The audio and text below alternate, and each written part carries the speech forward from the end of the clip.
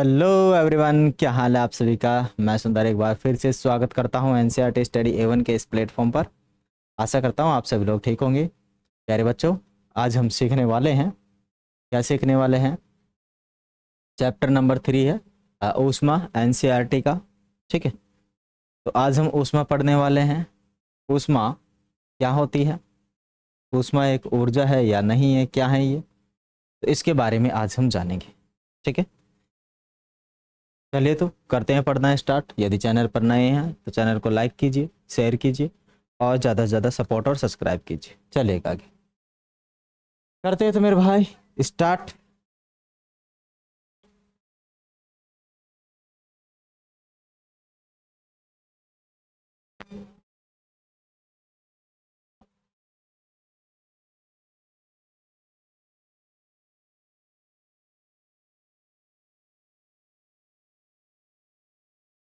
चलेगा,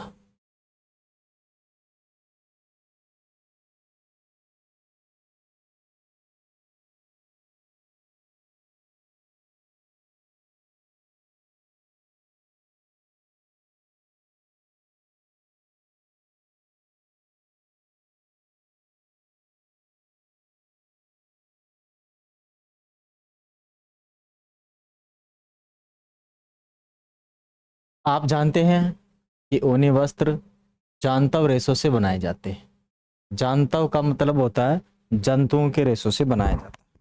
ठीक है, ऊनी वस्त्र है किससे बनाया जाता है, जांतव रेशों से। जांतव का मतलब है जंतुओं से प्राप्त रेशे, जैसे भेड़ से ऊन प्राप्त होती है, ऊंट से प्राप्त होती है, जंगली या फिर जो बकरी होती है, पहाड़ी बकरी होती है, उससे भी हमें ये प्राप्त होते हैं। क्या प्राप्त होते हैं, रेशे। ठीक है, या ऊन प्राप्त होती है। रेशे या फिर क्या प्राप्त होते हैं, ऊन प्राप्त होती है। आप यह भी जानते हैं कि सूती वस्त्र पादप से, पादप रेशों से बनाए जाते हैं। माने जो सूती वस्त्र होते हैं किससे बनाए जाते हैं, पादप रेशों से। पादप रेशों का मतलब होता है कपास के पेड़ से क्या रुई प्राप्त की जाती है, और रुई से क्या बनाए जाते हैं, धागा, और धागा से बनाया जाता है कपड़ा। हम शीतकाल में ऊनी वस्त्र पहनते हैं। मानी शीतकाल, शीतकाल का मतलब होता है सर्दियों में, जब बहुत ज्यादा ठंड होती है, कड़ाके की ठंड होती है, तब हमारे दांत किड़किड़ाते हैं, है ना। ऐसी कंडीशन में हम क्या पहनते हैं, ऊनी कपड़े पहनते हैं, ऊन से बने हुए कपड़े पहनते हैं। ऊन कहाँ से प्राप्त होती है, भेड़ों से प्राप्त होती है, मानी जंतुओं से प्राप्त होती है, जो हमें गर्म रखते हैं। क्या रखते हैं भाई, गर्म रखते हैं। ठीक है, गर्म रखने का मतलब ये है कि ऊनी वस्त्रों के अंदर कोई वो जादू नहीं है जो गर्मी पैदा करते हैं, ऐसा नहीं है। हमारे शरीर की गर्मी को वो बाहर नहीं जाने देते। ऊनी कपड़े क्या करते हैं, हमारे शरीर की जो गर्मी होती है, क्योंकि हमारे शरीर का जो टेम्परेचर है वो भी तो 37 डिग्री सेल्सियस है नहीं। तो इस 37 डिग्री सेल्सियस ये बाहर इमिट होता रहता है, तो इसको बाहर जाने नहीं देता है। ऊनी कपड़े उसको अंदर ही क्या कर लेता है, रोक के रखता है, और वहाँ के टेम्परेचर को गर्म बनाए रखता है। इसीलिए हमें क्या नहीं लगती, सर्दी नहीं लगती। जब मौसम गर्म होता है तब हम हल्के रंग के सूती वस्त्र पहनना पसंद करते हैं। जैसे गर्मियों के मौसम में, अभी देखो गर्मियों का मौसम था तो मैंने ये क्या पहन रखा है, तो ये सूती वस्त्र पहन रखा है। सूती वस्त्र किसका बना हुआ है, ये है खादी वाला ना, खादी का कपड़ा है ये, उससे बनाई गई मेरी बुरसेट। तो ये क्या है, सूती का कपड़ा। थोड़ा ठंड फील होती है, माने जब पसीने निकलते हैं तो ये गीला हो जाता है नॉर्मल तरीके से, और नॉर्मल तरीके से गीला हो जाता है तो फिर हमें बहुत ज़्यादा ठंड फील होती है। ठीक है ना, अब क्योंकि टेम्परेचर ज़्यादा है, नॉर्मल 35-36 डिग्री का टेम्परेचर तो रहता ही है गर्मियों में। हम बाहर चले जाएं तो और ज़्यादा टेम्परेचर हो जाता है, अंदर है तो लगभग 30 डिग्री का टेम्परेचर यहाँ मेंटेन रह रखा है। ठीक है ना, फिर भी हमारे को इस टाइम पे क्या है, अगर पंखा वगैरह नहीं चलाए तो गर्मी फील होती है। तो इन कपड़ों से क्या होती है, थोड़ा राहत मिलती है। क्या मिलती है, राहत मिलती है, और पसंद भी करते हैं। ये हमें ठंडक का अनुभव कराते हैं। यह आप यह जानने के लिए आवश्यक ही उत्सुक होंगे कि किसी विशेष ऋतु के लिए विशेष प्रकार के वस्त्र क्यों पहने जाते हैं। ठीक है ना, आप लोग तो विशेष उत्सव होंगे, उत्सुक होंगे, क्या होंगे, उत्सुक होंगे कि भाई हम गर्मी में गर्म कपड़े मानी ऊनी कपड़े ही क्यों पहनते हैं, सर्दी के और सॉरी गर्मी के अंदर सूती वस्त्र क्यों पहनते हैं, सर्दी में ऊनी वस्त्र क्यों पहनते हैं, और बारिश में पैरासूट वाले कपड़े क्यों पहनते हैं। ठीक है ना, खैर जब हम वैसे पैराशूट वाले कपड़े नहीं पहनते हैं, लेकिन फिर भी अगर हम बाहर जा रहे हैं तो बारिश आ जाए, जिससे कि बचने के लिए पैराशूट वाले कपड़े बाहर से बिल्कुल वो जो पायजामा और बाहर की जो होती है टी शर्ट वो पहन के चले जाते हैं। अगर बारिश आ रही है तो ठीक है ना, अगर मोटरसाइकिल पे जाना हो तो उससे हम जा सकते हैं, सफ़र कर सकते हैं। तो उससे क्या है कि अंदर वाले कपड़े भीगते नहीं हैं। फिर जैसे ही कहीं जाएंगे तो उसको खोल देंगे, और फिर यदि बाहर घूमना है तो वो पहन लेंगे, आना जाना है तो, बारिश से बचने के लिए। माने अंदर वो क्या करती हैं, भीगने नहीं देता है। तो हर एक मौसम में हर एक प्रकार के जो कपड़े हैं वो पहनने होते हैं, स्पेसिफिकली कपड़े होते हैं। अगर आप उनके विपरीत प्रकार के कपड़े पहनेंगे, जैसे सर्दी है और आप उसमें ये पैंट शर्ट पहन के घूम रहे हैं, तो धुआं निकलना तय है। क्या है? धुआं निकलना तय है। तो शीतकाल में आप घर के अंदर ठंड का अनुभव करते हैं। यदि आप बाहर धूप में आ जाते हैं तो गर्मी अनुभव करते हैं। ऊष्मा काल में तो आप घर के अंदर भी गर्मी में वो करते हैं। मान ग्रीष्म काल में, सॉरी ऊष्मा काल में नहीं, ग्रीष्म काल में, ग्रीष्म काल में तो घर के अंदर भी आप क्या करते हैं, गर्मी फील करते हैं। हम यह कैसे जान पाते हैं कि कोई वस्तु गर्म है अथवा ठंडी? हम कैसे पता लगाते हैं कि कोई वस्तु कितनी गर्म है अथवा कितनी ठंडी है? इस अध्याय में हम इसी प्रकार के कुछ प्रश्नों का उत्तर जानने का प्रयास करेंगे। भाई हमें कैसा पता लगे कि अभी गर्म मौसम चल रहा है, मेरे को बुखार चढ़ रहा है, कैसे पता लगे? तो मैं मेरा हाथ पकड़ूंगा। अब हो सकता है कि कोई अभी ठंड में से आया व्यक्ति हो, जो बहुत ज़्यादा मतलब एसी में से निकल के आया हो, है ना, एसी वाले कमरे में से, और वो मेरा हाथ पकड़े तो मैं उसे, वो मुझे ठंडा लगेगा, मैं उसे गर्म लगूंगा। तो वो क्या बोलेगा कि आपको बुखार चढ़ रहा है? मैं तो फील ही नहीं कर रहा हूँ। कोई सामान्य व्यक्ति हमारे परिवेश में ही रहता है, ठीक है, और हमारे अगर मुझे बुखार चढ़ रहा है तो चेक करता है, मैं हीट ज़्यादा इसमें से हीट निकल रही है या गर्म हो रहा हूँ, तो बोले बुखार तो चढ़ रहा है तेरे को, ठीक है। तो वो मतलब देखते ही पता लगा जाता है, क्योंकि उसका शरीर का टेम्परेचर और हमारे शरीर का टेम्परेचर में बदलाव होता है। माने हमारे शरीर का टेम्परेचर ज़्यादा हो जाएगा, उसका टेम्परेचर का शरीर कम होगा, तो फील कर लेता है कि भाई इसको बुखार चढ़ रहा है। हम ये कैसे, हाँ ये तो कर ही लिया, चलते हैं आगे। गर्म और ठंडा। गर्म और ठंडा क्या है? अपने दैनिक जीवन में हम अनेक वस्तुओं को संपर्क में आते हैं, अनेक वस्तुओं के संपर्क में आते हैं। इनमें से कुछ गर्म हैं और कुछ ठंडी। चाय और कुछ ठंडी। चाय गर्म तथा बर्फ ठंडी होती है। चाय जो हम पीते हैं सुस्की लगा के, वो क्या होती है, गर्म होती है। और गर्मी के मौसम में जो हम बर्फ खाते हैं, ठीक, कुल्फी खाते हैं, वो ठंडी होती है। सारणी 3.1 में सामान्य उपयोगी वस्तुओं की सूची दी गई है। इस सूची में कुछ और नाम जोड़िए और इन वस्तुओं को गर्म अथवा ठंडी के रूप में चिन्हित कीजिए। ठीक है ना, आपको चेक करना है गर्म वस्तु कौन सी है, ठंडी वस्तु कौन सी है, और उनको क्या कर लेना है, चिन्हित कर लेना है ना। आपको स्पर्श, आपको परामर्श दिया जाता है कि बहुत अधिक गर्म वस्तुओं को न छुएं। मोमबत्ती की ज्वाला अथवा स्टोव के छूते समय सतर्क रहें। अब आपको ये तो बोला गया है कि भाई आप छूकर क्या करें, टेस्ट करें कि बताइए कि गर्म है या ठंडी है, और उसको सारणी में लिखनी है। ठीक है, तो क्या है भाई, चेक कर लो। आइसक्रीम ठंडी होती है क्या, या ठंडा या शीतल, या गुनगुना होता है? गुनगुना नहीं होता, ठंडी होती। चाय के प्याले में ये होता है, ये नहीं होता है। चाय के प्याले में रखी चम्मच, वो गर्मी हो जाएगी। चाय के प्याले में रखे फलों का रस क्या ठंडा भी हो सकता है, गर्म भी हो सकता है, लेकिन हम उसको ठंडा काम में लेते हैं। तलने के लिए उपयुक्त किसी बर्तन की हथी,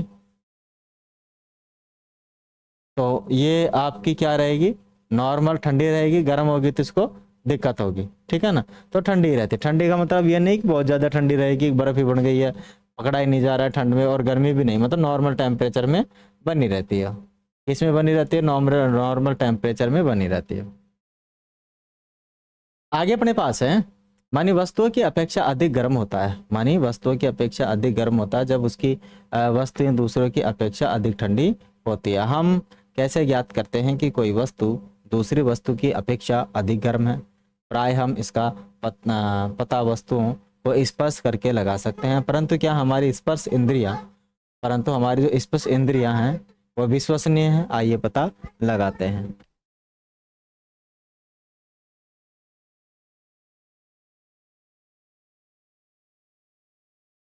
चलिए तो हम ज्ञात करते हैं कि जो हमारी ज्ञानेंद्रिया है कितनी विश्वसनीय है। ठीक है, अगर हमारी ज्ञानेंद्रिया पूरी विश्वसनीय होती, छूकर देखने से पता लग जाता कि गर्म है या ठंडा है, खैर पता लगा सकते हैं गर्म या ठंडा का, लेकिन कितने टेम्परेचर गर्म है कितना टेम्परेचर ठंडा है ये हमारी ज्ञानेंद्रिया पता नहीं लगा सकती।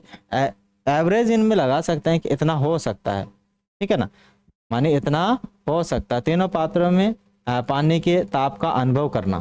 ठीक है, तो तीनों पात्रों में हो सकता है इसमें थोड़ा ठंडा हो, इसमें थोड़ा ठंडा हो, इसमें थोड़ा ठंडा हो, कौन से में गर्म है कौन से में ठंडा है कह नहीं सकते हैं।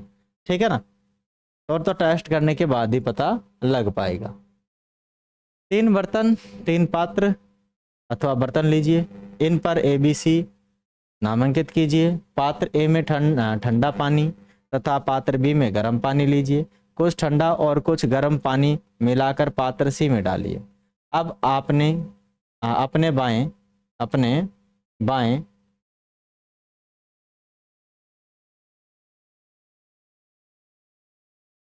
बाएं का मतलब होता है उल्टा।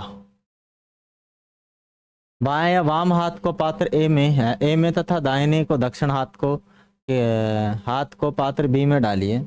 दोनों हाथों को 2-3 मिनट तक पात्र में डूबे रहने दीजिए। अब दोनों हाथों को एक साथ पात्र सी में डुबोइए। क्या दोनों हाथों को एक जैसा अनुभव फील होता है? सुनिश्चित कीजिए कि पानी इतना गर्म न हो कि आपका हाथ जल जाए। आपको ये सुनिश्चित करना है कि पानी ज़्यादा गर्म नहीं होना चाहिए। बूझो कहता है कि मेरा बायां हाथ कहता है कि मग सी में पानी गर्म है तथा दाहिना हाथ उसी पानी को ठंडा बताता है। मैं क्या निष्कर्ष निकालूं? हाँ, मैं क्या निष्कर्ष निकालूं? एक तो ठंडा बता रहा है, एक गर्म बता रहा है।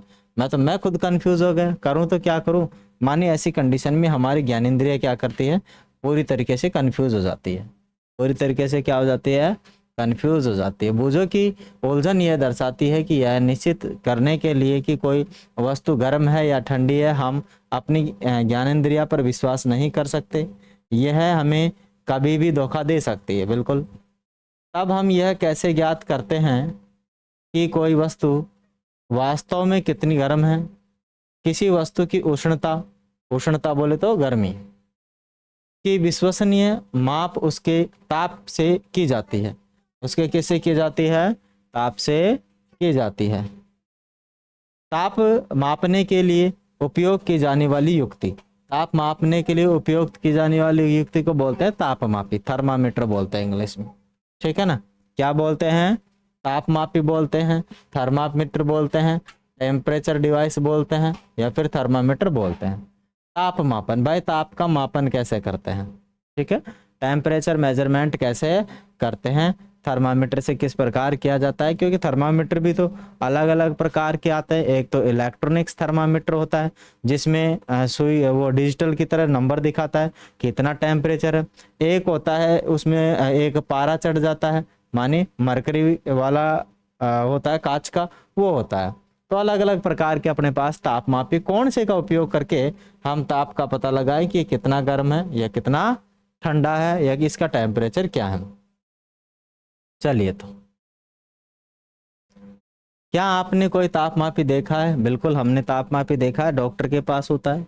दोनों ही प्रकार के देखे हैं, इलेक्ट्रॉनिक्स का भी होता है और वो जो कांच वाला भी होता है। लेकिन आज कांच वाला कोई नहीं रखते हैं, सब लोग कौन सा रखते हैं? इलेक्ट्रॉनिक्स रखते हैं। आपके परिवार में किसी को बुखार चढ़ा था तो टेम्परेचर को थर्मामीटर से मापा गया था। जिस तापमापी से हम अपने शरीर के ताप को मापते हैं उसे डॉक्टरी थर्मामीटर कहते हैं। उसे हम क्या कहते हैं मेरे भाई? डॉक्टरी थर्मामीटर कहते हैं। क्या कहते हैं? डॉक्टरी थर्मामीटर कहते हैं। किसी थर्मामीटर को अपने हाथ में पकड़िए तथा उसका ध्यानपूर्वक परीक्षण कीजिए। यदि आपके पास थर्मामीटर नहीं है तो अपने मित्र के साथ सम्मिलित होकर डॉक्टरी थर्मामीटर के चित्र में दर्शाए अनुसार दिखाई देता है, उसको आप लोग क्या करेंगे? देखेंगे। ठीक है ना। चलिए तो बिल्कुल डॉक्टर का थर्मामीटर लाओ, हम भी देखें डॉक्टर का थर्मामीटर कैसा होता है। लो भाई, डॉक्टर वाला थर्मामीटर आ गया। क्या आ गया है हमारे पास? डॉक्टर वाला थर्मामीटर आ गया। पहले ऐसा हुआ करता था, लेकिन आजकल डॉक्टरों के पास इस पर टाइप का थर्मामीटर देखने को नहीं मिलता है, क्योंकि इस प्रकार का क्या है, अगर हाथ से गिर जाए तो टूटने के चांसेस ज़्यादा होते हैं, क्योंकि ये प्योर कांच का बना होता है, ठीक है ना, सिलिकॉन कांच का बना होता है, बोरक्स का, ठीक है ना। इसका बना होता है, बोरक्स जो कांच होता है उसका बना हुआ होता है ये। ओके, आप लोगों को नंबर दिखाई दे रहा होगा। यहाँ पर एक क्या भरा हुआ होता है, धातु भरी हुई होती है, लिक्विड होती है, एच जी, क्या बोलते हैं जिसे? एच जी, या फिर पारा कहते हैं, जिसे क्या कहते हैं? पारा, ठीक है ना। क्या कहेंगे? पारा कहेंगे। क्या कहेंगे जिसे? पारा कहेंगे। क्या कहेंगे जिसे? पारा कहेंगे, ठीक है ना। क्या कहेंगे जिसे? हम पारा कहेंगे। आगे जरा पढ़िए इसके बारे में। आगे हैं, डॉक्टरी थर्मामीटर में एक लंबी, बारीक तथा एक समान व्यास की कांच की नली होती है। इसके इसके एक सिरे पर एक बल्ब होता है। बल्ब में पारा भरा रहता है। बल्ब में क्या भरा रहता है? पारा, एच जी या मरकरी, ठीक है ना। पारा, एच जी, या फिर क्या बोलते हैं उसे? मरकरी हम कहते हैं। पारा, एच जी, या फिर क्या बोलते हैं उसे? हम मरकरी कहते हैं। बल्ब के बाहर नली में पारे की एक पतली चमकीली धारी देखी जा सकती है, ठीक है ना। क्या देखी जा सकती है? धारी देखी जा सकती है। यदि पारे की यह धारी आपको दिखाई न दे तो थर्मामीटर को थोड़ा सा घुमाकर जब तक कि आपको उसमें धारी दिखाई न देने लगे, थर्मामीटर में आपको ताप मापने का मापक्रम भी दिखाई देगा। उपयोग किए जाने वाले तापक्रम मानी सेल्सियस स्केल हैं, जिसे सी द्वारा दर्शाते हैं, ठीक है। मानी 0 डिग्री है तो 0 डिग्री सेल्सियस, 5 डिग्री है तो 5 डिग्री सेल्सियस। इस प्रकार के क्या ताप को टेम्परेचर दिखाया जाता है, या समझा जा सकता है कि इतना टेम्परेचर इसमें है और इतना मेरा शरीर का टेम्परेचर बन रहा है। चलते हैं आगे। आगे अपने पास है, भुजो दुविधा में है कि चित्र में दर्शाए दो मापक्रमों में से वह किसे पढ़े। वह किसे पढ़े? पहली ने उसे बताया कि भारत में हमने सेल्सियस स्केल को अपनाया है। भारत में कौन से स्केल को अपनाया है? सेल्सियस स्केल को, मानी जिस पर डिग्री सेल्सियस लिखा होता है उसको अपनाया है, और हमें इसी स्केल का उपयोग करना चाहिए। दूसरा, तापक्रम फ़ारेनहाइट होता है। कितना होता है? फ़ारेनहाइट होता है, जिसका परिसर कितना होता है? 94 से 108। 94 से कितना होता है? 108 डिग्री तक है। इसे पहले प्रयोग किया जाता था। इसे कब प्रयोग किया जाता था? पहले प्रयोग किया जाता है, मानी अब प्रयोग नहीं किया जाता। अब जरा देखिए, डॉक्टरी थर्मामीटर से हम 35 डिग्री से 42 डिग्री तक के ताप ही माप सकते हैं। जो डॉक्टरी थर्मामीटर है उससे हम 35 डिग्री से 42 डिग्री सेल्सियस तक ही ताप माप सकते हैं। आगे देखो, थर्मामीटर से ताप मापन। तो थर्मामीटर से ताप मापन कैसे करेंगे? आइए आइए यह सीखें कि थर्मामीटर को कैसे पढ़ा जाता है। सबसे पहले इसके किन्हीं दो क्रमागत करके एक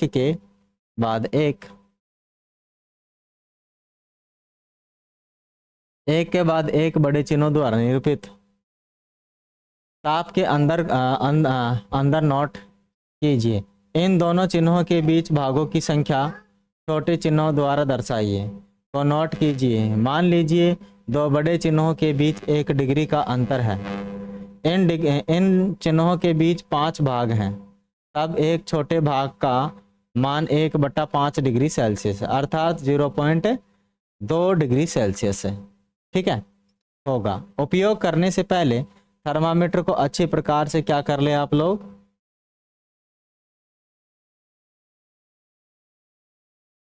धोने के लिए अच्छी तरीके से धो लीजिए, ठीक है। उपयोग करने से पहले क्या कर लेंगे आप?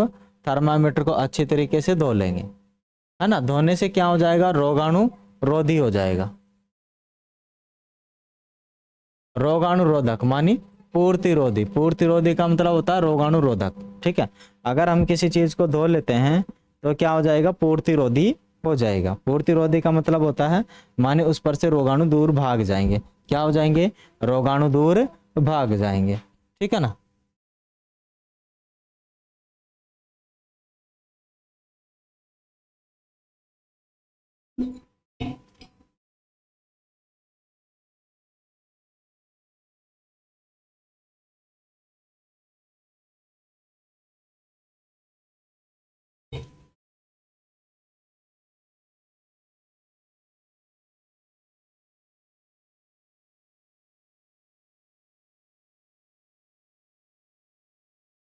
ठीक है, क्या हो जाएगा, पूर्तिरोधी मानी रोगाणु रोधक हो जाएगा। घोल का उपयोग करना सुरक्षित रहता है, अतः इसे अपने हाथ में कसकर पकड़िए और कुछ झटके दीजिए।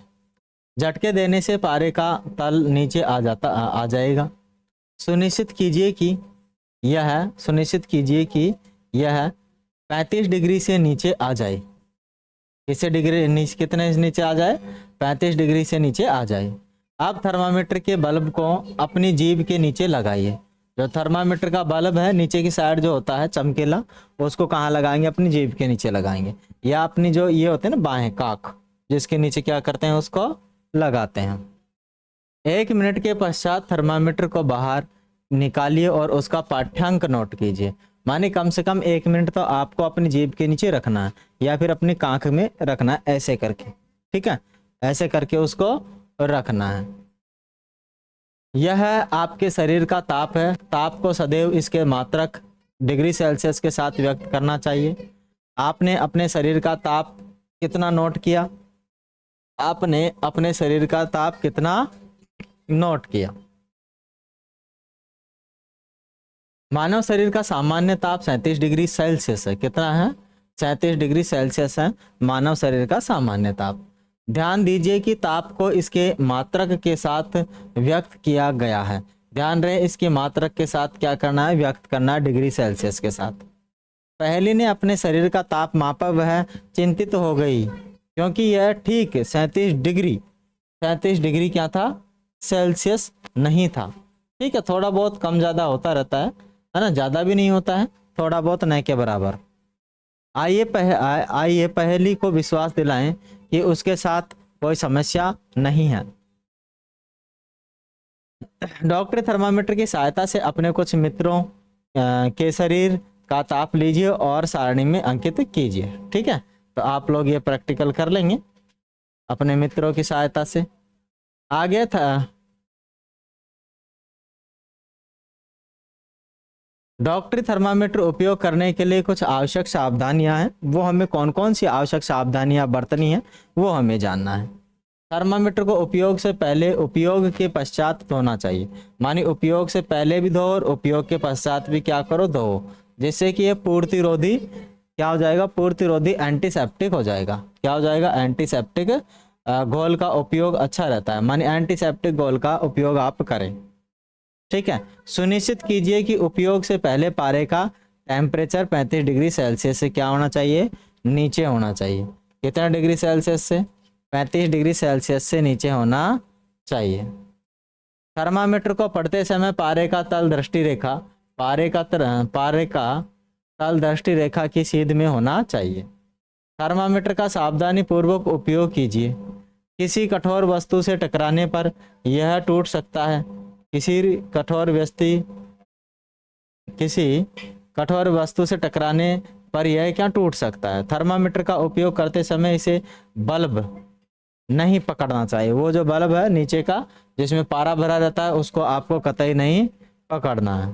ठीक है, आगे आप ये औसत टेम्परेचर नाप लेंगे कि औसत टेम्परेचर कितना होगा। आगे क्या है, भुजों के मस्तिष्क में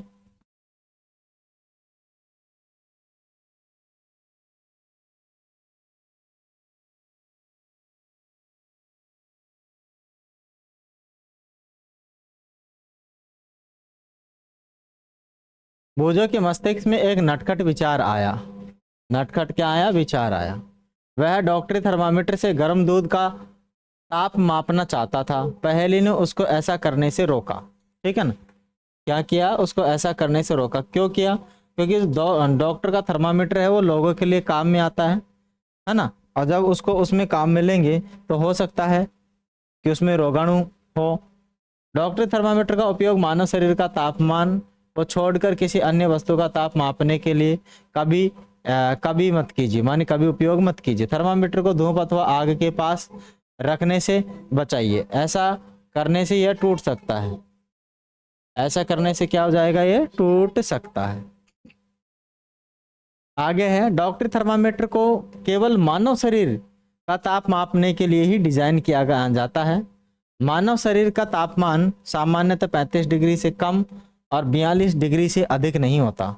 ठीक है, माने इसी के अंदर, इसी रेंज के अंदर रहता है। लेकिन पर्टिकुलर रेंज की बात की जाए, माने पर्टिकुलर पॉइंट की बात की जाए तो स्वस्थ व्यक्ति का टेम्परेचर 37 डिग्री सेल्सियस होता है। कितना होता है? 37 डिग्री सेल्सियस होता है। प्रयोगशाला तापमापी। आगे बात कर रहे हैं हम प्रयोगशाला तापमापी की।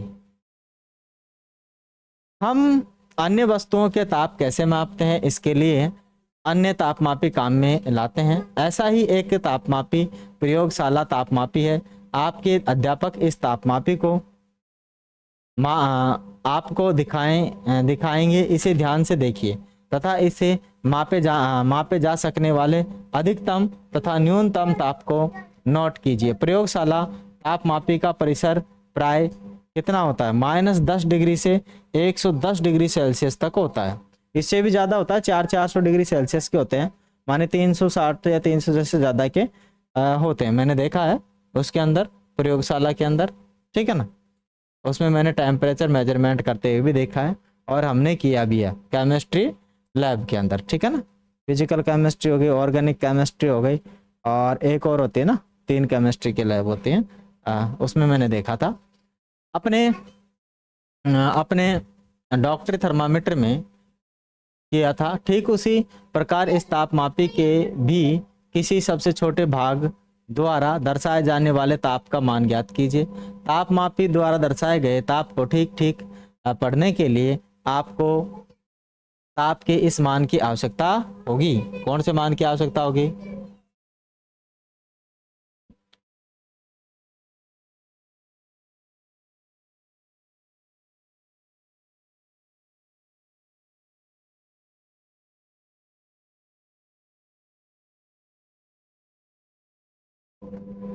विभिन्न प्रयोजनों के लिए विभिन्न प्रकार के तापमापी प्रयोग किए जाते हैं, उपयोग किए जाते हैं।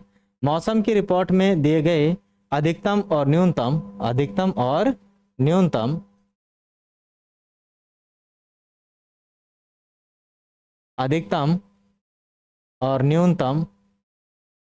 तापों की जानकारी देने के लिए अधिकतम न्यूनतम तापमापी का उपयोग किया जाता है। किसका किया जाता है? अधिकतम न्यूनतम तापमापी का उपयोग किया जाता है। तो नॉर्मल देखो, ये होती है आपकी, काफी बड़ी है ना। ठीक है ना? पूरा का पूरा पेज की बराबर की हो गई है ना? काफी बड़ी है ये वाली, यहाँ से लेकर यहाँ तक। ठीक है, ये माइनस कितने से स्टार्ट होती है? -10 से स्टार्ट होती है और कहाँ तक चलती है? 110 तक चलती है। ठीक है, ये टेम्परेचर मापने वाली। ओके, और लैब में तो काफी ज्यादा तक की होती है, ये तो नॉर्मल टेम्परेचर मापी हो सकती है। चलते हैं आगे।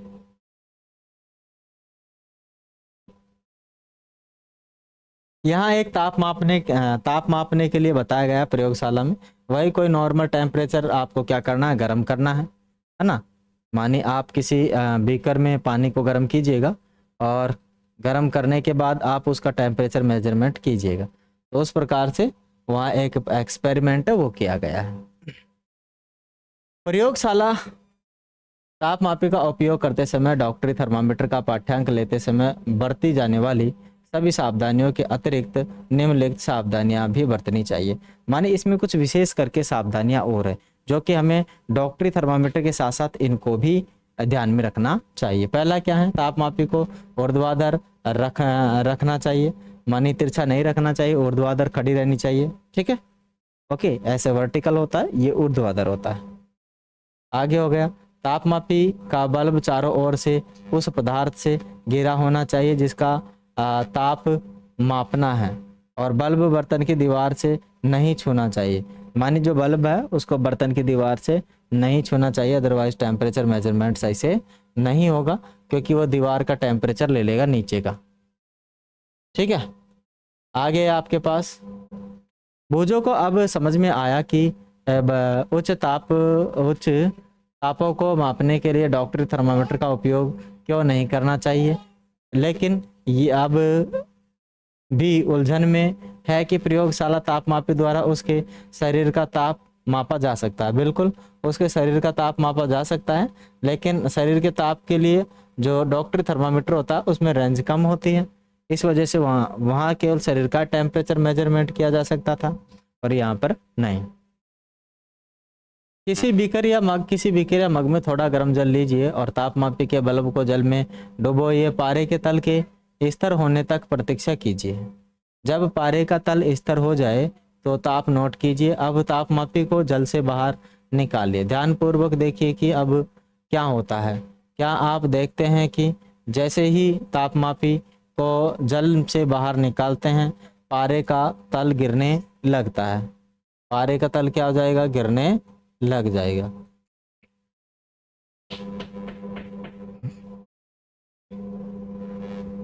इसका अर्थ है कि किसी प्रयोगशाला में तापमापी द्वारा ताप का पाठ्यांक तभी नोट करना चाहिए जब उसका बल्ब जल या उस वस्तु में रखा है जिसका ताप मापना है। स्मरण कीजिए कि अपने शरीर का ताप मापते समय आपको पाठ्यांक नोट करने के लिए थर्मामीटर को मुंह में से बाहर निकालना पड़ता है क्या? तब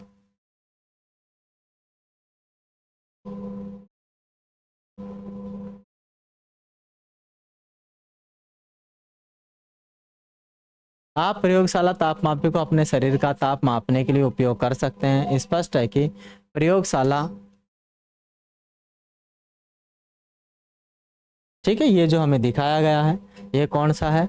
ये उसका बल्ब है। क्या है ये? बल्ब। और बल्ब के अंदर क्या भरी रहती है? मैंने बताया था Hg, मरकरी, या फिर हिंदी में बोलते हैं पारा। Hg, मरकरी या फिर पारा इसको बोला जाता है। ठीक है, विभंग का क्या लाभ है? विभंग का क्या लाभ है?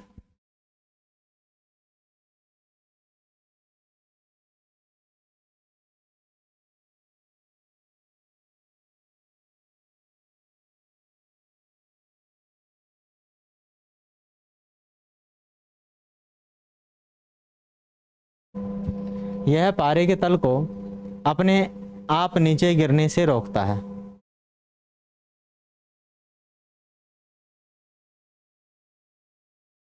मुझे यह जानने के लिए उत्सुक है कि जब तापमापी का बल्ब किसी वस्तु के संपर्क में आता है तो पारे के तल में परिवर्तन होता है। बिल्कुल, क्या होता है? पारे के तल में परिवर्तित होता है।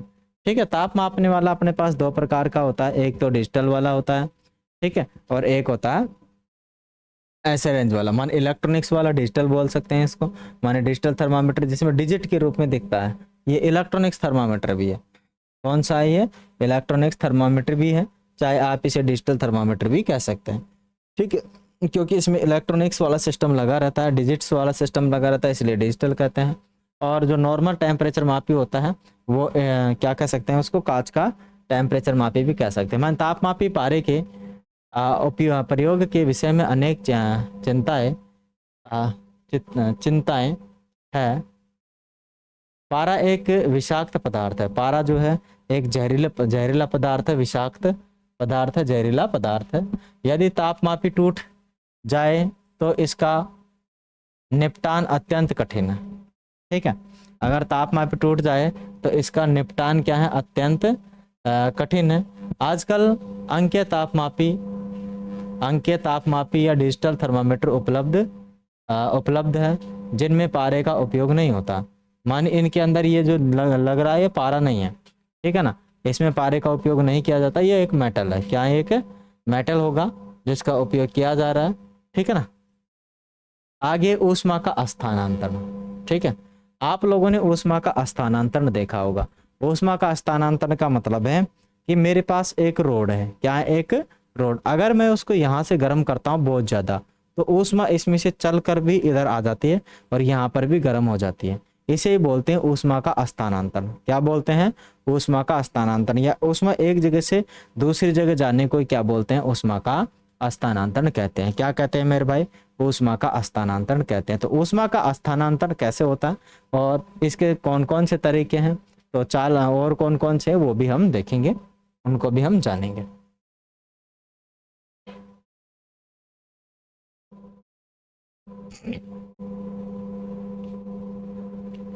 संभवतः आपने देखा है कि जब किसी बर्तन को ज्वाला पर रखते हैं तो वह तप्त हो जाता है, और इसका कारण है कि ऊष्मा ज्वाला से बर्तन की ओर चलती है। जो ऊष्मा है ज्वाला से किसकी ओर चलती है? बर्तन की ओर चलती है। ठीक है, ऊष्मा ज्वाला से किसकी ओर चलती है? बर्तन की ओर चलती है। ऊष्मा किसकी ओर चलती है? ज्वाला से बर्तन की ओर चलती है। ठीक है ना, किसकी ओर चलती है? बर्तन की ओर चलती है।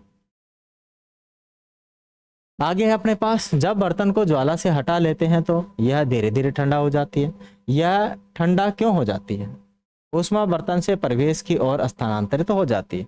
मानी पहले तो जो ऊष्मा थी वो बर्तन की तरफ गई, क्योंकि बर्तन जस्ट उसके ऊपर था तो इसीलिए वो गर्म हो गया।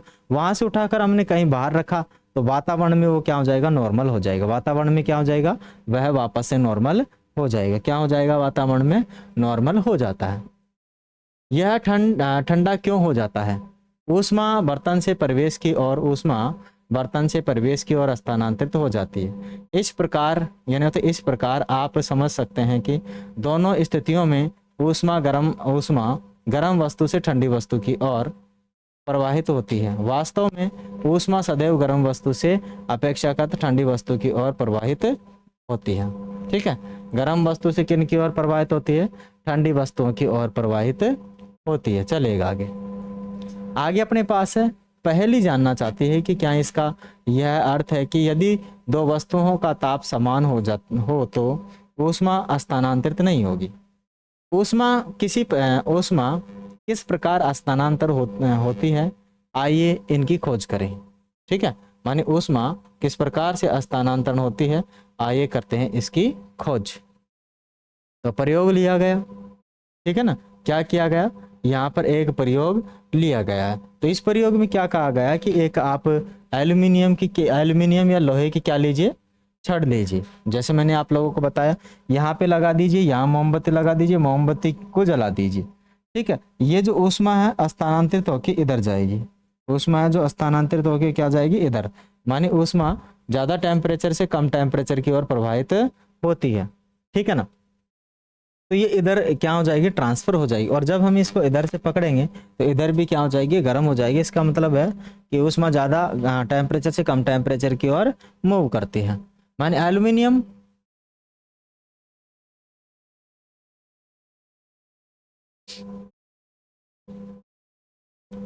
इसका मतलब है कि एल्यूमिनियम या लोहे, क्या एल्यूमिनियम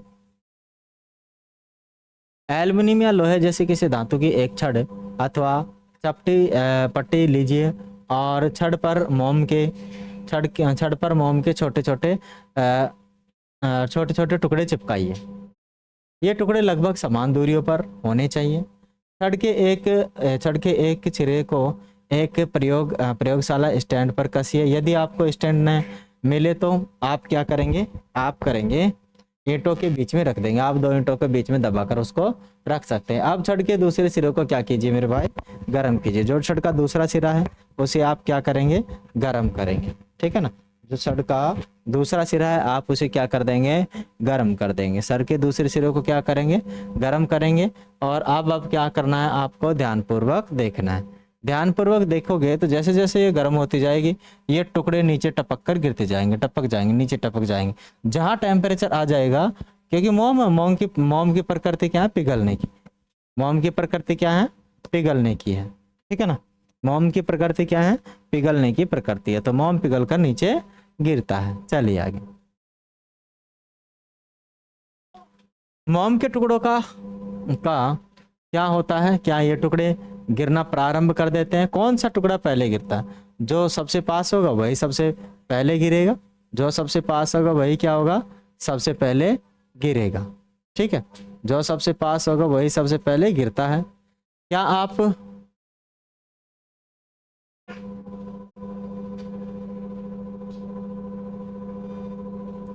आप सोचते हैं कि ऊष्मा ज्वाला सबसे निकट के सिरे से दूसरे सिरे की ओर स्थानांतरित होती है? बिल्कुल। ऊष्मा है, जो ऊष्मा है पहले सिरे से दूसरे सिरे की तरफ क्या होगी? स्थानांतरित होगी।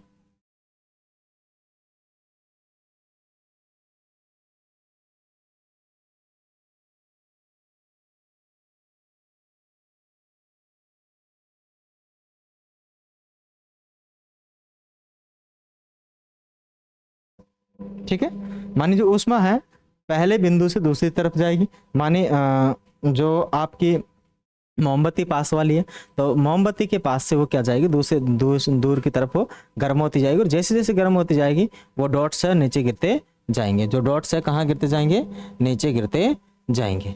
ठीक है ना, कहाँ गिरते जाएंगे मेरे भाई? नीचे गिरते जाएंगे। चलते हैं आगे। वह प्रक्रम जिसमें ऊष्मा किसी वस्तु के गर्म सिरे से ठंडे सिरे की ओर स्थानांतरित होती है चालन कहलाता है। क्या कहलाता है? चालन कहलाता है। ठोसों में ऊष्मा प्राय चालन के प्रक्रम द्वारा स्थानांतरित होती है। क्या सभी पदार्थों में ऊष्मा का स्थानांतरण आसानी से हो जाता है? आपने अवश्य ही देखा होगा कि खाना पकाने के लिए उपयोग किए जाने वाले धातु के बर्तन में प्लास्टिक या लकड़ी की हत्ती लगी होती है। प्लास्टिक या लकड़ी की क्या लगी होती है? हत्ती लगी होती है। क्या आप किसी तप्त बर्तन को हत्ती से पकड़कर बिना हाथ जलाए उठा सकते हैं? माने अगर गरम बर्तन के वो जो प्लास्टिक की या फिर जो होती है बैकलाइट की हत्ती होती है, या फिर जो लकड़ी की हत्ती होती है, अगर वो नहीं रहे तो हमारा हाथ जल जाएगा। क्या हो जाएगा? हमारा हाथ जल जाएगा।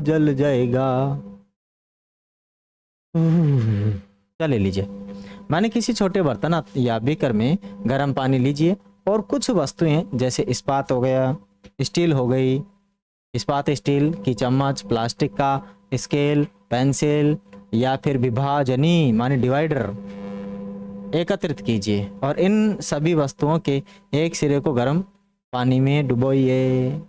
कुछ देर प्रतीक्षा करने के पश्चात दूसरे सिरे को छूकर देखिए। आपने प्रत्येक को सारणी में दिखाइए। प्रत्येक को क्या करना है? सारणी में दिखाइए। ठीक है, आगे क्या है आपके पास? जो पदार्थ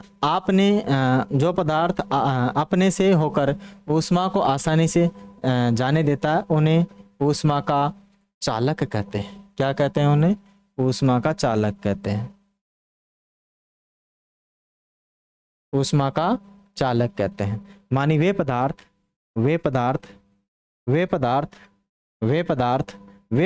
जो ऊष्मा का चालन करते हैं। वे पदार्थ जो ऊष्मा का चालन करते हैं। वे पदार्थ जो ऊष्मा का क्या करते हैं?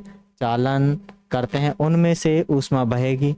मानी हमने काफी सारी चीजें डाली थी गर्म पानी में, अगर जिनका जो ऊपर से गर्म हो गया, जो ऊपर से क्या हो गया? गर्म हो गया, मानी ऊष्मा उसमें से चालन करेगी। ऊष्मा उसमें से क्या करेगी? चालन करेगी। और जो पदार्थ गर्म नहीं होगा उसमें से ऊष्मा कतई चालन नहीं करेगी। क्या नहीं करेगी? ऊष्मा उसमें से कतई चालन नहीं करेगी। ठीक है, मानी वो ऊष्मा के क्या हो जाएंगे? कुचालक हो जाएंगे। जिनमें से ऊष्मा एक जगह से दूसरी जगह पर स्थानांतरित नहीं होती है वो ऊष्मा के कुचालक होते हैं। क्या होते हैं? कुचालक होते हैं। और जिनमें से ऊष्मा एक दूसरी जगह जाएगी वो होते हैं सुचालक। क्या होते हैं मेरे भाई? सुचालक होते हैं। ठीक है, हमने बीकर के अंदर काफ़ी सारी चीज़ें डाली थी। बीकर के अंदर क्या काफ़ी सारी चीज़ें डाली थी, जैसे मैंने स्केल डाला था। स्केल किसका होता है? प्लास्टिक का। ये ऊष्मा का चालन नहीं करता है, ये भी ऊष्मा का चालन नहीं करती है, और ये ऊष्मा का चालन करती है, और ये जो अंदर पड़ा हुआ है ये भी ऊष्मा का चालन करता है। मान स्टील की कोई भी वस्तु हो ऊष्मा का चालन करेगी। लकड़ी या प्लास्टिक की कोई भी वस्तु ऊष्मा का चालन नहीं करती है। ठीक है, इसीलिए ये दोनों तो कुचालक हो जाएगी, ये क्या हो जाएगी, चालक हो जाएगी ऊष्मा की।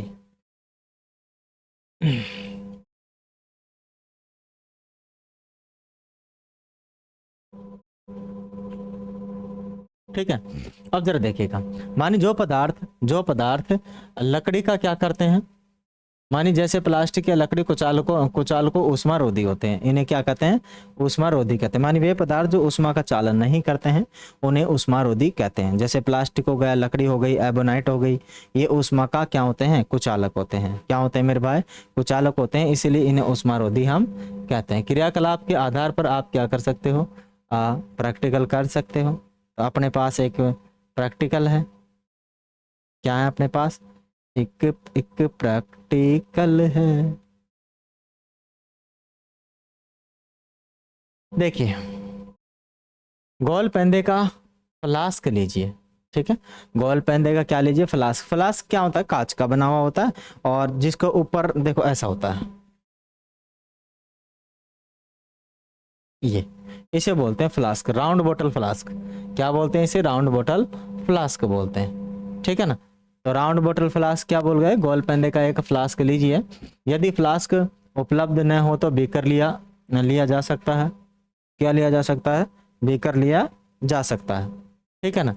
इसे जल से 2/3 भरिए, जल से 2/3 क्या करना, भरना। 2/3 का मतलब होता है 2 तो इसमें जल होना चाहिए, 3 में से 2 क्या होना चाहिए, जल होना चाहिए, ठीक है ना।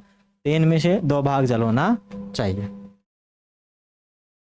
किसी तिपाई पर रखिए अथवा फ्लास्क को रखने का कोई ऐसा प्रबंध कीजिए जिसे कि आप इसके नीचे एक मोमबत्ती रखकर इसे गर्म कर सकें।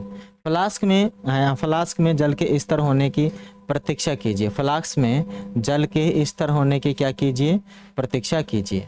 एक स्ट्रा की सहायता से फ्लास्क के पेंदे पर पोटेशियम परमैंगनेट का एक क्रिस्टल क्रिस्टल पोटेशियम परमैंगनेट का क्या लगाइए, एक क्रिस्टल लगाइए और धीरे धीरे रखिए।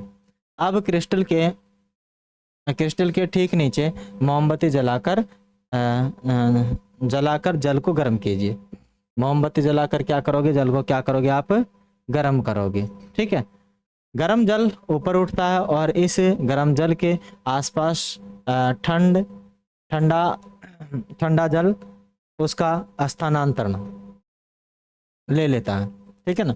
जरा लीजिए, अपने अपने पास राउंड बोतल फ्लास्क है, इसमें कौन सा है मेरे पास,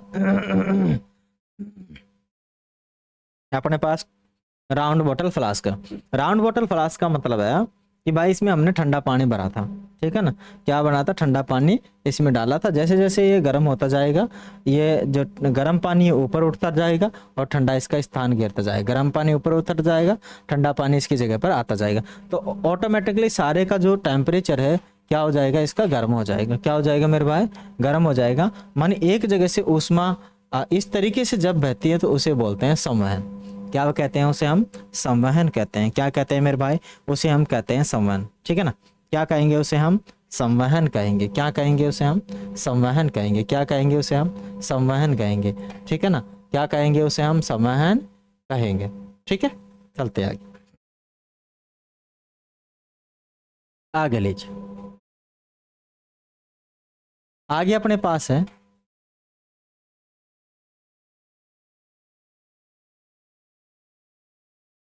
क्रियाकलाप, आगे वाला है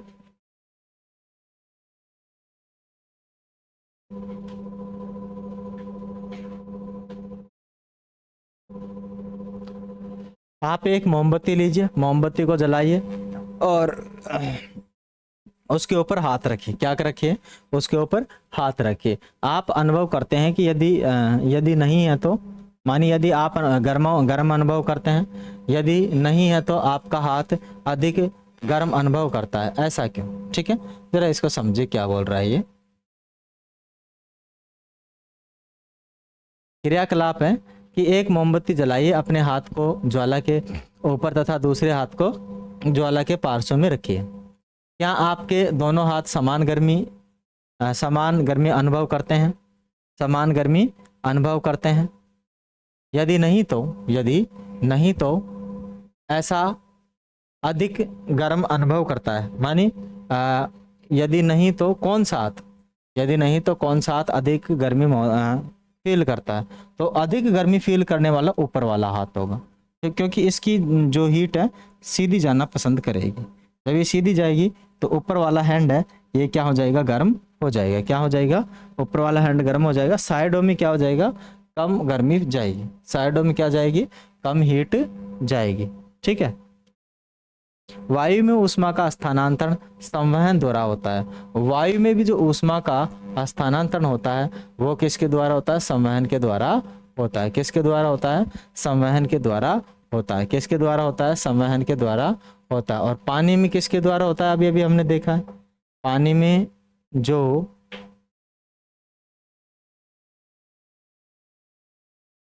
पानी में भी किसके द्वारा होता है, संवहन के द्वारा ही होता है। ठीक है ना, किसके द्वारा होता है, संवहन के द्वारा ही होता है। सावधान, सावधान हो जाइए।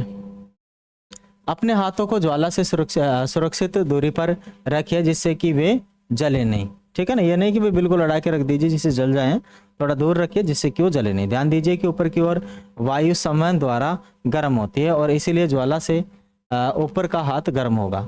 ठीक है, ज्वाला से ऊपर का हाथ क्या होगा, गर्म होगा। आगे अपने पास क्या है, समीर समुद्र।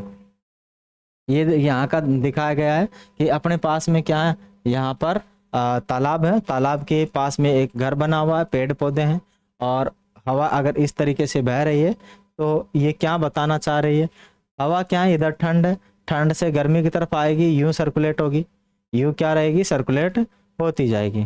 ठीक है ना, यहाँ अगर देखो ठंड है, यहाँ गर्मी है तो इधर जाएगी, इधर आएगी, तो वही नॉर्मल टेम्परेचर क्या होता जाएगा, बनता जाएगा। मानी ये गर्म है तो ये यूं चलेगी, अगर ये ठंडा है तो ये यूं चलेगी। ठीक है ना, इसको हम देखेंगे किस प्रकार से चल रही है, जिसे हम समीर समुद्र कहेंगे।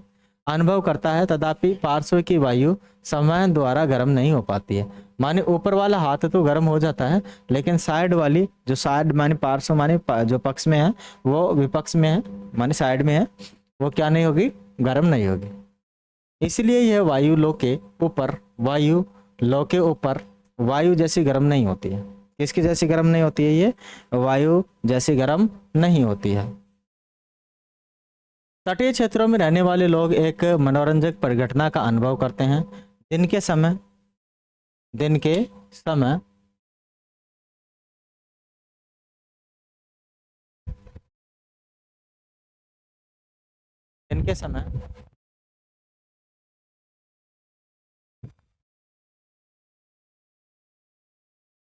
समय स्थल धरती या थल जल की अपेक्षा शीघ्र गर्म हो जाती है। माने धरती क्या हो जाती है, जल्द गर्म हो जाती है। ठीक है, हो जाती है, और स्थल के ऊपर की वायु गर्म हो जाती है। स्थल के ऊपर की वायु क्या हो जाती है, गर्म हो जाती है, होकर ऊपर बहती है। इसका स्थान लेने के लिए समुद्र की ओर से ठंडी हवा स्थान की ओर बहती है, और चक्र को पूरा करने के लिए स्थल की ओर से गर्म वायु समुद्र की ओर बहती है। स्थल की ओर से किसकी ओर बहती है, समुद्र की ओर बहती है। समुद्र की ओर आने वाली वायु को क्या बोलते हैं, गर्म वायु समुद्र की ओर बह जाती है। समुद्र की ओर से आने वाली वायु को समुद्र समीर कहते हैं। समुद्र समीर ठंडी वायु का लाभ उठाने के लिए तटीय क्षेत्रों के भवनों में खिड़कियां समुद्र की ओर बनाई जाती है। खिड़कियां किन की ओर बनाई जाती है, समुद्र की ओर बनाई जाती है। रात्रि में यह प्रक्रम ठीक विपरीत होता है। समुद्र का जल स्थल की अपेक्षा धीमी गति से ठंडा होता है, इसीलिए स्थल की ओर ठंडी वायु समुद्र की ओर बहती है। ठीक है ना, किसकी ओर बहती है, समुद्र की ओर बहती है। इसे बोलते हैं थल समीर। क्या बोलते हैं, थल समीर कहते हैं। क्या बोलते हैं, इसे हम थल समीर कहते हैं। क्या कहते हैं, इसे हम थल समीर कहते हैं। जरा समझिएगा, इसको ढंग से समझिएगा कि देखो भाई, दिन के समय में कौन किस समय में, दिन के समय में अपने पास इधर तो क्या है, स्थल है, और इधर क्या है, समुद्र है। इधर तो क्या है, समुद्र है, इधर है स्थल। आपको पता है दिन के समय में जब सूर्य निकलता है तो धरातल को वो जल्दी गर्म कर देता है। धरातल या जमीन को क्या करता है, जल्दी गर्म होता है, क्योंकि जो मिट्टी होती है जल्दी गर्म होती है पानी के अपेक्षा, ठीक है ना। पानी की अपेक्षा क्या हो जाती है, जल्दी गर्म हो जाती है सूर्य के ताप से, है ना। तो यहाँ का टेम्परेचर यहाँ का टेम्परेचर अलग अलग हो जाएगा।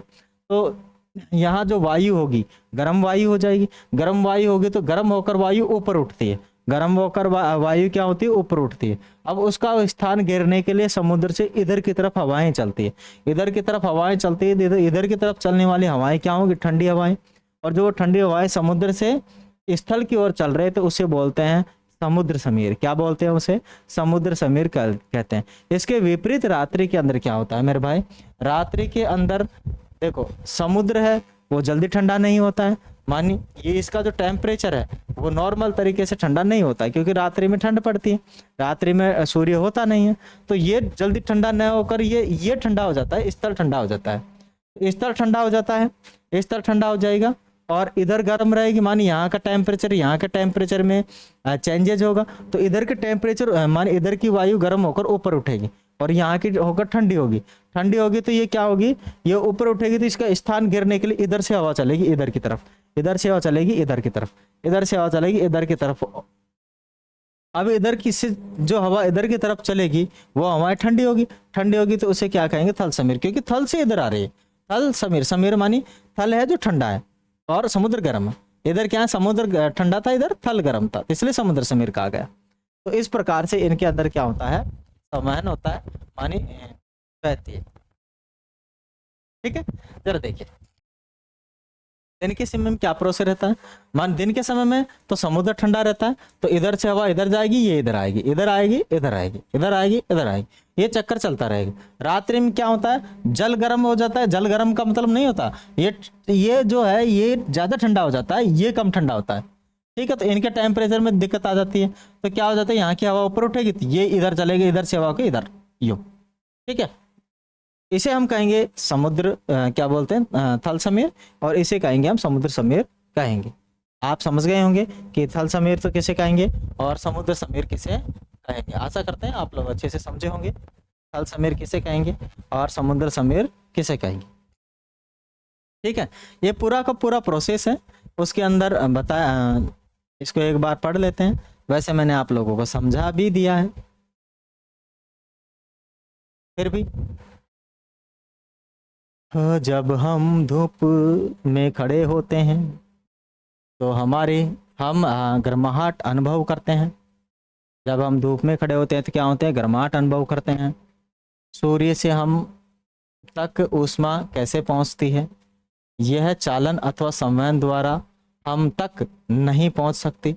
ये चालन या संवहन के द्वारा हम तक नहीं पहुंच सकती है, क्योंकि इन दोनों प्रक्रमों में ऊष्मा स्थानांतरण के लिए माध्यम आवश्यक है।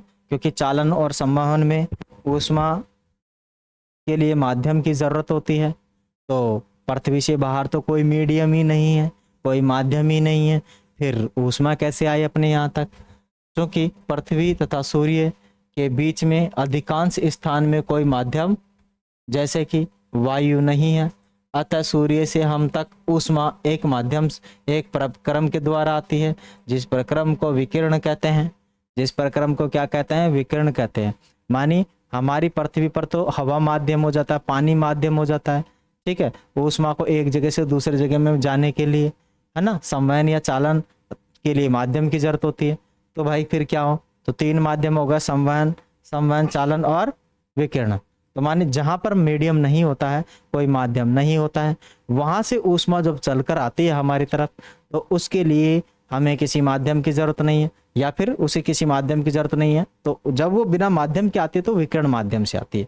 कौन सा माध्यम हो गया, हो विकिरण हो गए। उस विधि को क्या कहेंगे हम, विकिरण प्रक्रम या प्रोसेस कहेंगे। विकिरण द्वारा ऊष्मा के स्थानांतरण में किसी माध्यम जैसे वायु अथवा जल की आवश्यकता नहीं होती है। किसकी नहीं आवश्यकता होती है, जल या किसी माध्यम की आवश्यकता नहीं होती है।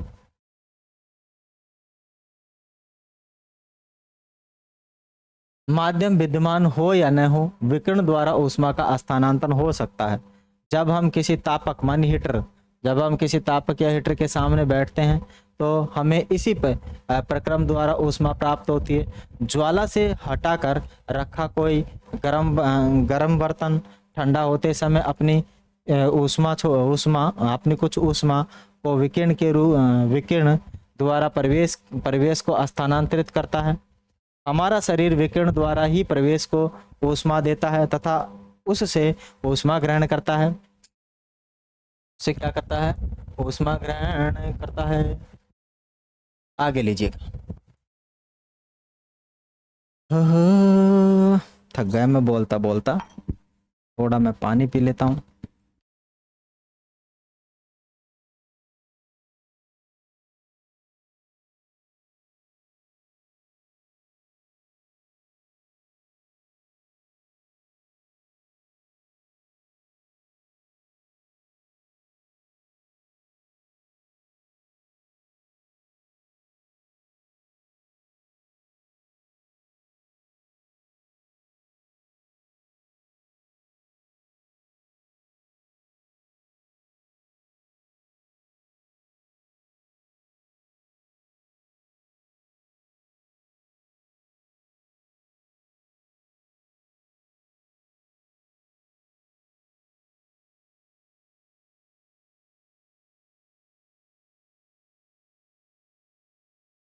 सभी जो गर्म पिंड है जब ऊष्मा छोड़ते हैं तो किसके रूप में छोड़ते हैं? विकिरण के रूप में ऊष्मा छोड़ते हैं। किस रूप में छोड़ते हैं? विकिरण के रूप में ऊष्मा छोड़ते हैं। तो इनका कुछ भाग परावर्तित हो जाता है, कुछ भाग अवशोषित हो जाता है तथा कुछ भाग परंपरागत हो जाता है, माने तो भाग परागत हो जाता है। ऊष्मा के अवशोषित भाग के कारण वस्तु का ताप बढ़ता है। अगर ऊष्मा का शोषण किया जाता है, अवशोषण किया जाता है, अवशोषण, तो वस्तु का ताप क्या हो जाएगा? बढ़ जाएगा। धूप में बाहर जाते समय आपको छाते का उपयोग करने का परामर्श दिया जाता है। क्या दिया जाता है? छाते का उपयोग करने का परामर्श दिया जाता है। आगे है अपने पास सर्दियों तथा गर्मियों में हमारे पहनने के वस्त्रों के प्रकार। हम जानते हैं कि गर्मियों में हम हल्के रंग के वस्त्रों को भी वरीयता देते हैं तथा सर्दियों में हम गहरे रंग के कपड़े पहनना पसंद करते हैं। ऐसा क्यों है? आइए इसका पता लगाते हैं। कि भाई गर्मियों में गर्म कपड़े माने ऊनी कपड़े क्यों पहनते हैं और सर्दियों में ठंडे कपड़े ही क्यों पहनते हैं। जैसा कि टीन के एक जैसे 2 डिब्बे लीजिए, इनमें एक में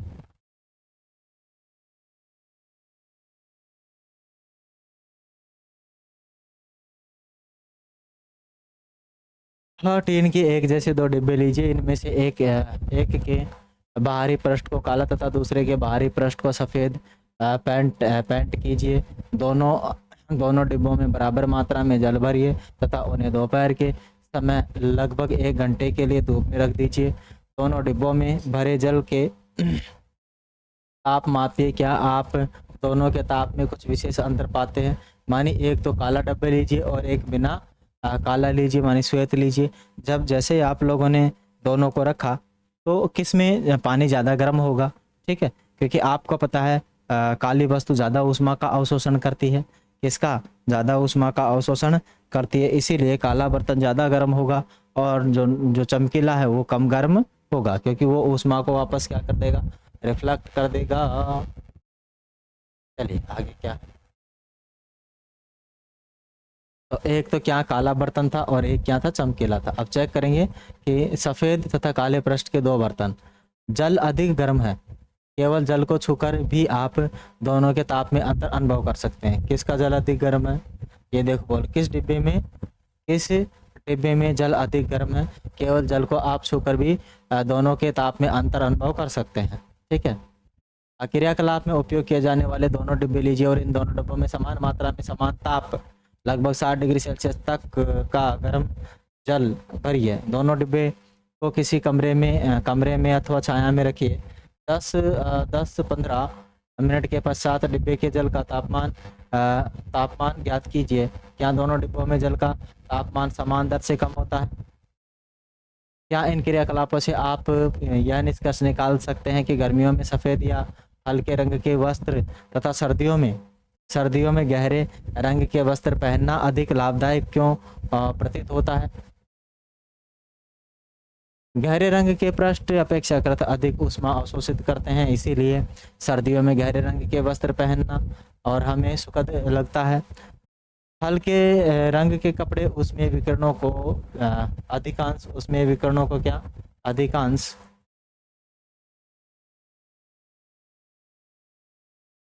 उसमें विकिरणों को अधिकांश क्या करते हैं, परावर्तित कर देते हैं।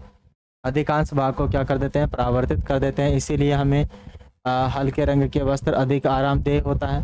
देखो अपने पास क्या है भाई, जब अब सर्दियों के अंदर तो हम पहनते हैं ऊनी कपड़े, है ना, और गहरे रंग वाले पहनते हैं, सफ़ेद वाले का नहीं पहनते हैं। तो नॉर्मल कपड़े भी पहनेंगे तो गहरे रंग के पहनेंगे, क्योंकि जब सूर्य का प्रकाश आता है तो गहरे रंग का जो कपड़ा है उसमें आसानी से ऊष्मा अवशोषित कर लेता है, मानी वो ले लेता है, ऊष्मा को जाने नहीं देता है। जबकि सफ़ेद रंग का कपड़ा ऊष्मा को रिफ्लेक्ट कर देता है, ये कम अवशोषित कर पाता है, इसीलिए वो ज़्यादा गर्म रहेंगे और सफ़ेद कपड़े नॉर्मल गर्म नहीं होंगे। ठीक है, नॉर्मल तरीके से गर्म नहीं होंगे। ठीक है, और उसी प्रकार जैसे हमने वो जो वो एक्सपेरिमेंट किया था, कौन सा, कि 2 बर्तन लिए थे हमने, एक काला और एक बिना उसका। तो काला वाला के अंदर ज़्यादा पानी गर्म हो, क्योंकि ऊष्मा का अवशोषण ज़्यादा कर लेगा वो, और वो नहीं करेगा। ठीक है, अगर दोनों को ठंडा किया जाए, गर्म करने के बाद दोनों को रख देंगे तो जो दूसरा वाला बर्तन था वो जल्दी ठंडा होगा और काले वाला बर्तन वो धीरे धीरे ठंडा होगा। रीजन क्या है कि वो ऊष्मा को विकिरणित नहीं होने देता, माने बाहर नहीं निकलने देता। सर्दियों में ऊनी वस्त्र हमें उष्ण बनाए रखते हैं। सर्दियों में हम ऊनी वस्त्र पहनते हैं और उन निरोधी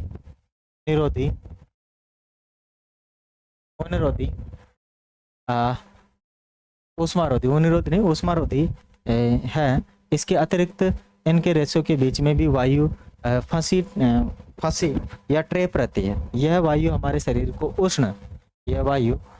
शरीर को क्या करती है,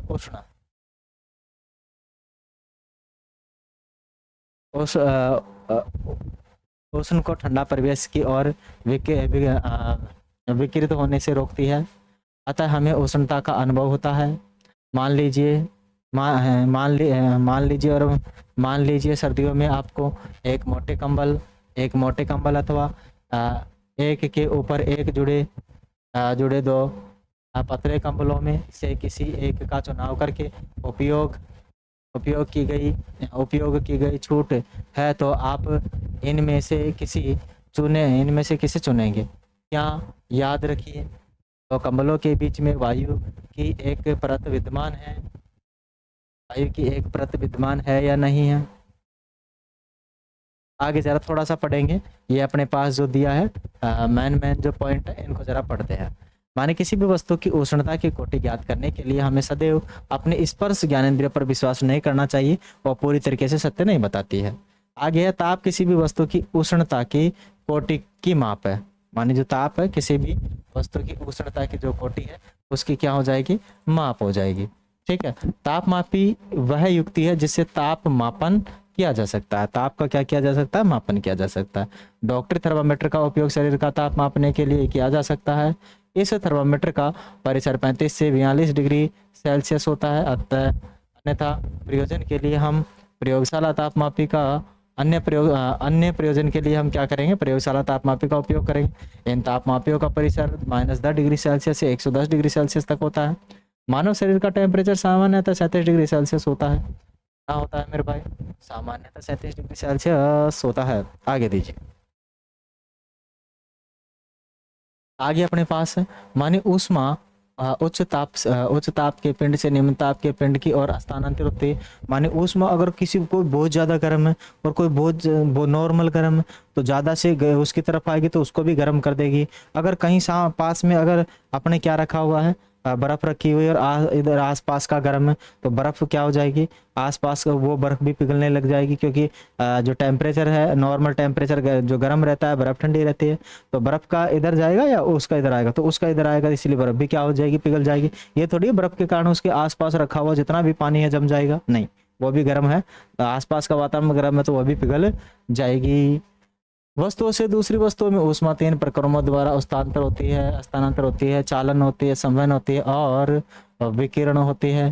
ठीक है, चालन, चालन का मतलब होता है चालन। देखो चालन आप लोगों ने देखा होगा कहाँ, माने पानी के अंदर चालन का प्रयोग किया जाता है।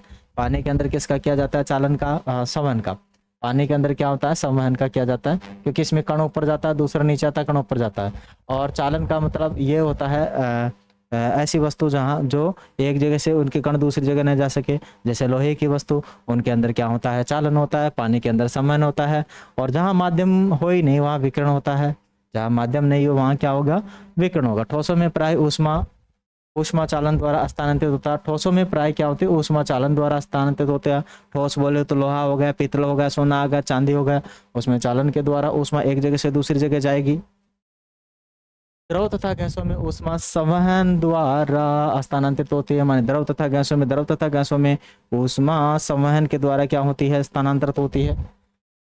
और विकिरण द्वारा ऊष्मा के हस्तांतरण के लिए किसी माध्यम की आवश्यकता नहीं होती है। अगर विकिरण है मानी सूर्य से पृथ्वी पर जो आ रहा है, क्या आ रही है, ऊष्मा आ रही है, उसमें बीच में कोई मीडियम नहीं है, मानी सूर्य से लेकर पृथ्वी तक के बीच में कोई मीडियम नहीं है। पृथ्वी के वातावरण में जैसे घुसती है तो हवा मीडियम हो जाता है, तो फिर भी उससे पहले से तो किससे आ रहा है, विकिरण से ही आ रहा है। जो पदार्थ अपने से होकर ऊष्मा को आसानी से प्रवाहित करते हैं उन्हें हम ऊष्मा का चालन कहते हैं, और जो पदार्थ अपने के से अंदर ऊष्मा का चालन नहीं करते हैं उसे ऊष्मारोधी कहते हैं। जैसे बेकलाट हो गया, लकड़ी हो गया, ये अपने में से ऊष्मा का चालन कतई नहीं करते हैं। चले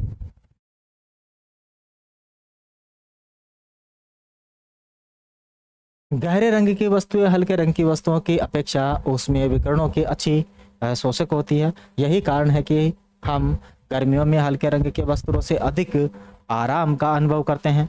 ठीक है, आगे अपने पास क्या, सर्दियों में ऊनी वस्त्र हमें गर्म रखते हैं। इसका कारण यह है कि ऊन ऊष्मारोधी है तथा इसके रेशों के बीच में वायु फंसी रहती है, ट्रैप रहती है। चलेगा, आशा करते हैं आज का जो हमारा सेशन है आप सभी लोगों को अच्छे से समझ में आया होगा, है ना। चलेगा, आज का जो सेशन है आप लोगों को अच्छे से समझ में आया होगा। मैं आशा करता हूँ कि मैंने थोड़ा जल्दी में इसको पढ़ाया है, फिर भी मैं कोशिश, आप लोग समझे होंगे, है ना। चैनल अच्छा लगा, माने जो सेशन अच्छा लगा है तो लाइक करें, शेयर करें एंड सब्सक्राइब करें, ज़्यादा से ज़्यादा सपोर्ट करें। फिर मिलेंगे अगले वाले सेशन में, तब तक के लिए आप लोगों से लेते हैं अलविदा। Thank you, have a nice day.